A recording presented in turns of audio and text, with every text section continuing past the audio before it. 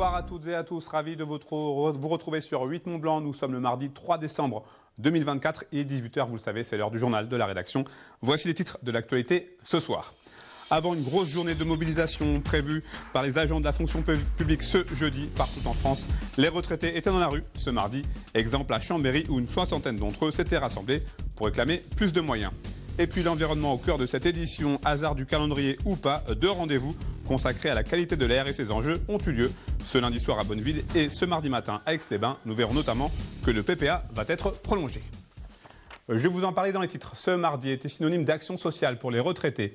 Ils étaient nombreux à s'être mobilisés en Savoie et en Haute-Savoie pour revendiquer leurs droits à l'appel de l'intersyndicale. Au programme des doléances, la revalorisation immédiate des retraites sur l'inflation et l'amélioration des conditions de vie précaires. Cette mobilisation s'inscrivait dans le cadre d'un mouvement national. Chloé Lemeur s'est rendue à Chambéry où un regroupement était organisé devant l'hôtel de ville. Reportage. Ils sont plusieurs syndicats et retraités à s'être rassemblés ce mardi matin devant l'hôtel de ville de Chambéry. Objectif de cette mobilisation déployée à l'échelle nationale, dénoncer la non-revalorisation des pensions de retraite en fonction de l'inflation au 1er janvier 2025. Macron avait dit en 2017 qu'il ne toucherait pas aux pensions et donc il ferait tout pour que les retraités soient correctement rémunérés, etc. Or là, on va augmenter les pensions de 0,9%, c'est-à-dire moitié, même pas moitié de l'inflation.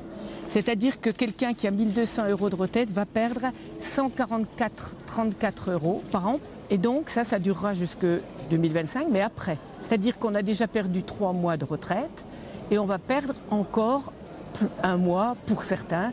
Or, ceux qui sont en dessous du SMIC ont énormément de difficultés à vivre. En Savoie, plus de 5000 retraités vivraient en dessous du seuil de pauvreté. Ces nouvelles pertes s'ajouteraient donc à celles subies par tous les retraités depuis 2017, avec notamment l'augmentation de la CSG en 2018. Une situation qui inquiète et révolte les manifestants venus dénoncer ce système inéquitable et des conditions de vie précaires. Ça fait 10 ans que je suis à la retraite et cette retraite, elle ne bouge pas. C'est-à-dire que quand on voit l'inflation galopante, quand on voit les prix en supermarché ou autre, ça me paraît complètement injuste de voir qu'il y a dans notre société des gens de plus en plus riches, des milliardaires qui pratiquement doublent leur fortune pendant que des gens crèvent de faim. Je suis retraitée depuis le 1er octobre, donc c'est récent. Donc oui, j'ai vu, comme tous les retraités, ma pension dégringoler par rapport à ce qu'était mon salaire et ça devient compliqué et puis on est inquiet quand même parce que tout augmente, l'électricité, etc., même si elle a un petit peu baissé récemment. Et est-ce que nos pensions vont suffire pour tout payer ? Indexation sur l'inflation, rattrapage des pertes ou encore revalorisation des pensions indexées sur le salaire moyen figurent donc parmi les revendications des syndicats. Ces derniers vont poursuivre leur mobilisation avec une pétition et un appel à participer aux prochaines actions les 5 et 11 décembre prochains. On ouvre à présent une page consacrée à l'environnement. Ce lundi soir, une réunion publique a eu lieu à Bonneville dans le cadre du PPA, le plan de protection de l'atmosphère, visant à améliorer et à préserver la qualité de l'air dans la vallée de l'Arve. Ce plan d'action mis en place en 2012 a connu une seconde mouture 7 ans plus tard. Sa prolongation vient d'être annoncée. Kezia Poudou nous en dit plus. On regarde ce reportage. Ce n'est pas un PPA numéro 3, mais plutôt une prolongation de la seconde mouture qui vient d'être annoncée à la suite de la 10e conférence locale de l'air. Les résultats encourageants des différentes mesures mises en place depuis 2012 ont incité la poursuite de ce plan de protection de l'atmosphère, dont l'objectif est d'améliorer la qualité de l'air dans la vallée de l'Arve.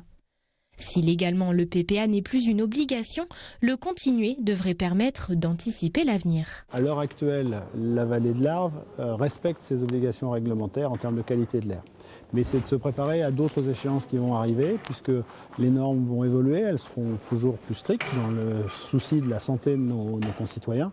Et donc c'est aussi ce sujet qu'on souhaitait aborder avec nos concitoyens ce soir. Parmi les mesures phares de ce plan d'action, le fonds Airbois a permis de réduire de 27% les particules fines PM10 ou PM2,5, moins 11% grâce à l'interdiction des foyers ouverts.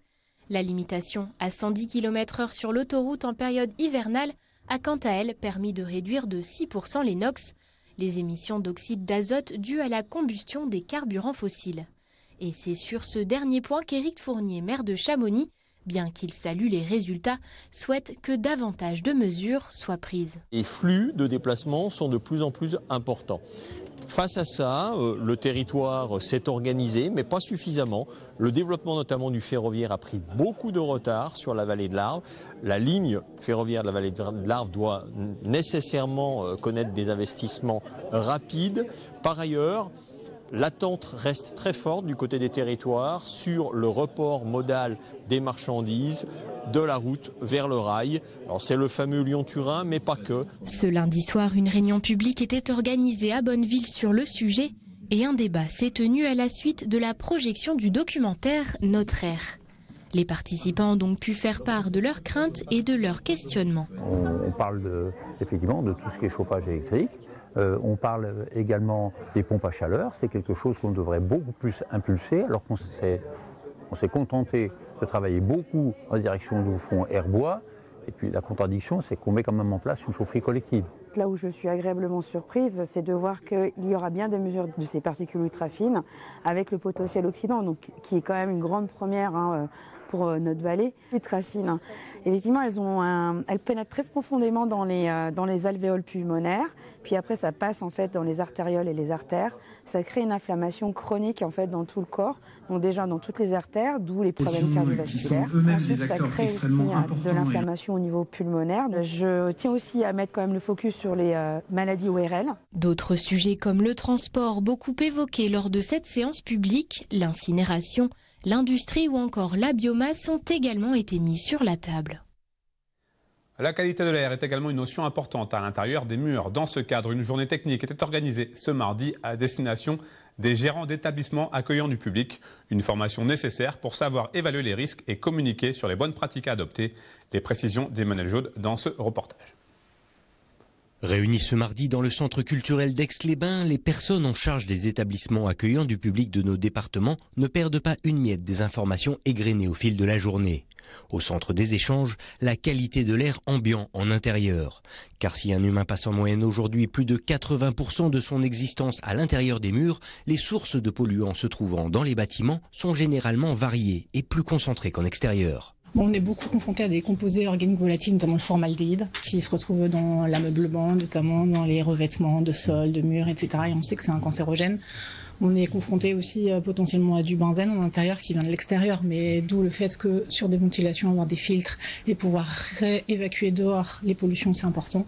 Et puis on va tout avoir les composés qui sont liés aux produits chimiques, aux produits de ménage, qui sont à la fois toxiques mais aussi reprotoxiques et donc qui peuvent avoir un impact sur la reproduction et sur la fertilité. Donc on a un vrai travail aussi sur l'utilisation des produits ménagers. Des risques bien réels et donc expliqués ce mardi via de nombreuses données récoltées et se basant sur des cas concrets rencontrés au quotidien par tous ces professionnels. Pour sa 3e édition, cette journée d'information établit d'ailleurs un record de participation, s'inscrivant comme un incontournable du calendrier. C'est des journées techniques qu'on organise à la DREAL avec l'Agence régionale de santé et un partenariat avec les services de l'État locaux à l'échelle départementale. Et c'est des journées qui permettent de sensibiliser et de mettre en avant les enjeux sur la qualité de l'air intérieur et notamment dans les établissements qui reçoivent des mineurs, les écoles, les crèches, les accueils de loisirs notamment, qui sont soumis à une réglementation. Et du coup, notre message principal, c'est de faire en sorte de diffuser cette réglementation pour justement prendre en compte ces enjeux. D'ailleurs, quels que soient les polluants, l'essentiel du message délivré ce jour concerne le fait de ne pas sous-estimer l'importance de la ventilation. Une pièce bien aérée étant souvent gage d'un air fréquemment renouvelé. L'objectif, c'est de comprendre que lorsqu'on fait une rénovation énergétique, on a besoin d'installer des dispositifs de ventilation et que la ventilation double flux, elle permet vraiment de répondre à de multiples enjeux dans les bâtiments scolaires, à la fois d'apporter un air suffisant aux enfants et d'améliorer la qualité d'air à l'intérieur du bâtiment, mais aussi de répondre à des enjeux de confort d'été parce qu'ils permettent d'apporter de l'air frais la nuit en période estivale. Des gestes simples, mais dont dépendent souvent la santé des occupants. On estime en effet aujourd'hui que plus d'un tiers des Français aèrent moins de 2 fois par jour leur logement, comme recommandé par le ministère de la Santé. Un mot de football avant de se quitter. Le tirage au sort des 32e de finale de la Coupe de France a été effectué ce lundi soir à Paris. Seul club local concerné, le FC Annecy, a hérité d'un pensionnaire de National 2. Les Hauts-Savoyards affronteront le Gaulle FC, une équipe de la région lyonnaise, bourreau du GFA au 8e tour de la compétition. La rencontre aura lieu le week-end du 21 décembre prochain. C'est la fin de cette édition. Merci à vous pour votre fidélité à l'information sur 8 Mont-Blanc. Merci à toute l'équipe pour son aide. Place désormais à la météo de Thierry Paul, vous le savez. Quant à moi, je vous retrouve mercredi à partir de 18 h pour un nouveau point complet sur l'information sur 8 Mont-Blanc. Passez une très belle soirée.